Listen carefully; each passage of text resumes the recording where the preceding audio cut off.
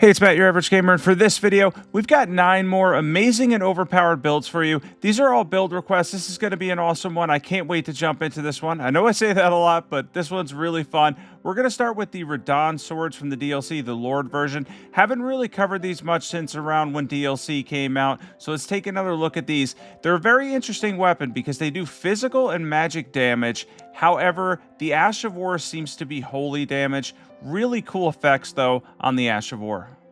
So one thing I want to point out with these that's really important is the jump attacks are fantastic. Now, I'm on PC, I use an Xbox controller, so that's going to be RB. It's going to be your R1s, though, if you're on PlayStation or you have a PlayStation controller. But they're great with this because you're getting 2 swords for the weight of a single colossal sword, which means jump attacks specifically are going to be excellent with these. Now, the Ash of War takes a long time to get off, uses a lot of stamina, decent amount of FP. It does okay damage, as you can see there. This is New Game Plus 3, Journey 4. But it's not phenomenal or anything too crazy. These weapons are just mainly fun. They do decent damage and you can build around them, but they're not going to stand out and they're certainly not broken by any means. The most overpowered part of this weapon is probably the jump attacks due to the poise damage and the dual damage you get for the weight of what you're actually getting. The weight is excellent on these for what they are. We have the Greatsword of Radahn Lord version plus 10, any silver buff. So you can check out the armor set here. We hit 65 poise. We have Maleficent's Prosthesis, Sacred Scorpion Charm. We've got the Shard of Alexander, Arsenal Charms plus 1 or Great Jar's Arsenal if you have it, Holy Tear, Bloodsucking Correct Tear. Let's jump into stats for this one. For stats, we have 55 Vigor, 18 Mind, 29 Endurance, 44 Strength. We have 29 Dexterity, 25 Intelligence, 25 Faith, Golden Vow, Flame Grant Me Strength, and Blessing's Boon. And next up here, we have an Aragorn build. A little bit of a interesting one that I did here. I tried to make this look like more so the Fellowship of the Ring rather than Return of the King. It's a little bit difficult to go for the Aragorn build. I'm not great with the cosplay looks and stuff, but I feel like I got the armor set mostly right. Sword's probably a little bit on the longer side with the Bastard Sword, but I wanted to give him something that does a decent amount of damage too. I think he uses, at times, maybe a little bit of a longsword, between a longsword and basically this sword size, but still, it's pretty fun doing this build this way. I use Stamp Upward Cut because I feel like this would be a move that he would use. Something kind of like generic that's not ridiculous and that I don't cover too often. Probably only made like 1 or 2 other builds total for Stamp Upward Cut, probably with Guts Greatsword. Overall, this is a really fun one. If you want to cosplay a little bit as Aragorn from Lord of the Rings. I really love the original movies, by the way. Wasn't a fan of the television show. It didn't really hook me the same. A lot of people were mixed on that. I was one of the people that didn't stick with it after the first season. But as far as the original movies, they are fantastic. I love them. And yeah, this was going for more his Fellowship of the Ring look with the hood and everything. And it came out okay. It wasn't too bad. I wish I could have got to 51 poise here, though. In a second here, we're going to jump into equipment, stats, everything you need to know for a cool-looking Aragorn build. And of course, you got a 2-handed sword too, and it looks really cool when you're like running in a battle. All right, so for equipment, we have the Heavy Claymore. I said Bastard Sword. I apologize for that. It was the Claymore. Heavy Claymore, plus 25 with Stamp Upward Cut. Any seal for buffs. Check out the armor set there. I went over it really slow. You can slow that down on YouTube. Blade of Mercy Talisman, Shard of Alexander, 2-handed Sword Talisman, Axe Talisman, Green Burst Crystal Tier, Blood-Sucking Crack Tier. Let's jump into stats for this one. And we have 60 Vigor, 18 Mind, 28 Endurance, 60 Strength is going to be 90 when you 2-hand this, 15 Dexterity, 30 Faith, and we're using Golden Vow. We have Black Flame's Protection and Blessing's Boon. The next one up here, we have a Holy Warrior build. This is going to be a complete Holy theme type build using the Banished Knight's Greatsword. Somebody asked me about the Banished Knight's Greatsword because it's kind of obscure. Doesn't really excel at anything though, which is a little bit disappointing, but it does pretty well if you put it in any kind of faith affinity like Flame Art or Sacred, for example. And it gives this character, especially with the Tree Sentinel armor, a holy look in the sense that the whole character's kind of got that yellowish, basically the whole holy affinity, you know, type of look that we're going for here. It just flows together really well. Say Sacred Affinity type of look, but yeah, it's really cool looking overall. I love this armor set with this sword and then having Sacred Blade on it. I think it just makes for a perfect Holy Knight type build, kind of flows together. I really enjoy this one. Get a lot of damage too. Sacred Blade's not bad. Charge attacks are going to do decent damage. You can do decent poise damage with the Banished Knight's Greatsword too. Of course, we got that plus 25 preferably with Sacred Blade, Sacred Affinity. We have the Erdtree Seal. We have the whole Tree Sentinel set on here. Awesome set of armor. Shard of Alexander, Sacred Scorpion Charm, Two-Handed Sword Talisman. We've got the Blade of Mercy Talisman. For our tiers, we got the Bloodsucking Crack tier and the Holy tier.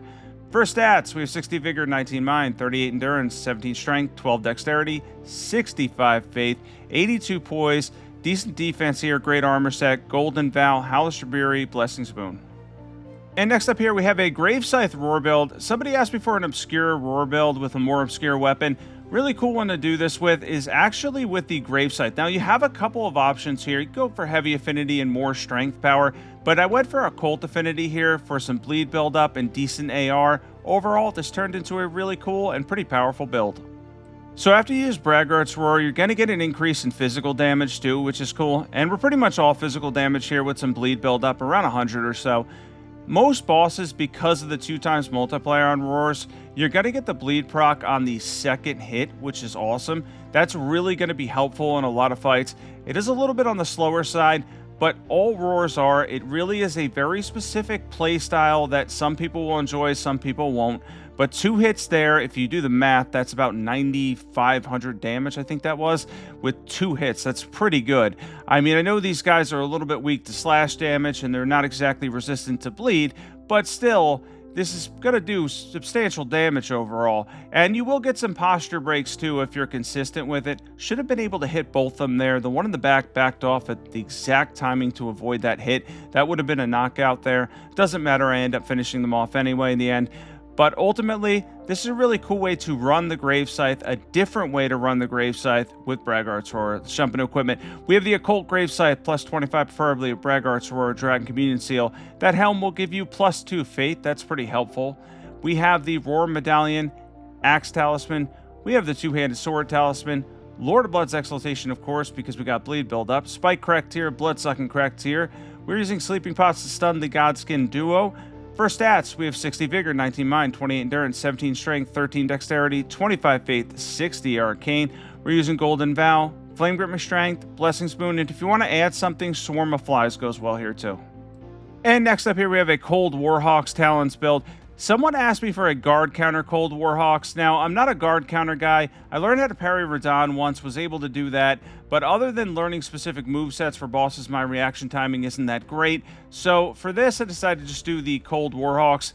And to run it as a dual Warhawks Talons build, both in Cold Affinity, which is going to be mainly Dex with a little bit of Intelligence. You can build up on successive hits here. It's actually a pretty cool build. I actually really enjoyed this one.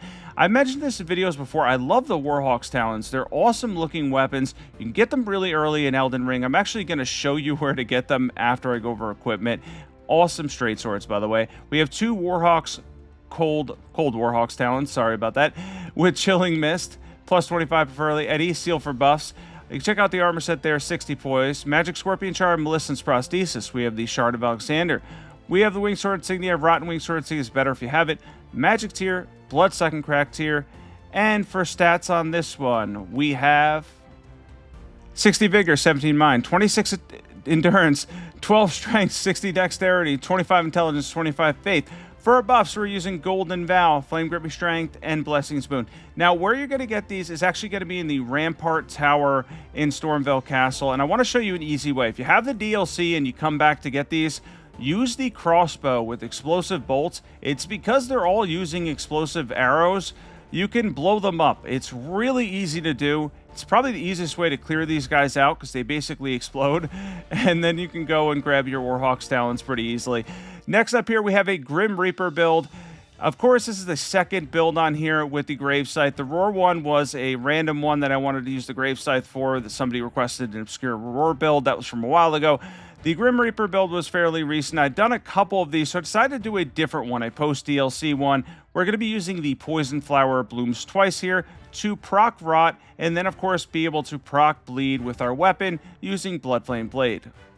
You want to be consistent with your hits. If you're getting charge attacks, you can get some breaks with this too when you're two-handing this. This is going to go for Heavy Affinity instead and Bloodflame Blade to give you the Grim Reaper look because I love the red on the Grave Scythe rather than going for Occult Affinity. It's more for looks. than anything else, though they do similar damage in terms of output. Occult Affinity is going to give you decent physical damage and good bleed. It's actually pretty similar. This one actually might be a little bit better than Occult Affinity, throwing Blood Flame Blade on here, because we're in heavy affinity to two-hand. This should get more damage. Anyways, we're going to go over stats, equipment, everything you need to know for a cool-looking Grim Reaper build. We have the Heavy Grave Scythe plus 25, preferably with the Poison Flower Blooms twice, Dragon Communion Seal. Check out the armor set. You can slow that down, 54 poise. Melissen's Prosthesis, Kindred of Rot's Exaltation, Shard of Alexander, Lord of Blood's Exaltation, no white mask here for obvious reasons, Thorny Tear, Bloodsucking Crack Tear, and for stats, 60 Vigor, 19 Mind, 27 Endurance, 66 Strength, we have 25 Faith, 18 Dexterity. For our buffs, Golden Vow, Flame Grip Restraint, Blessing's Boon, and Blood Flame Blade. And next up here, we have a Grafted Blade Greatsword build. This is another requested one, and this is a really cool weapon.